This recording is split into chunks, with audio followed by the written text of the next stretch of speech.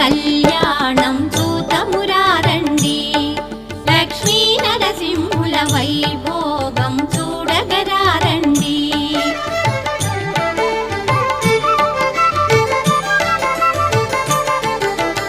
అద్భుత రూపుడు శ్రీ నరసింహుడు, క్షీరాబ్ది కన్యా శ్రీ మహాలక్ష్మి, నవదంపతుల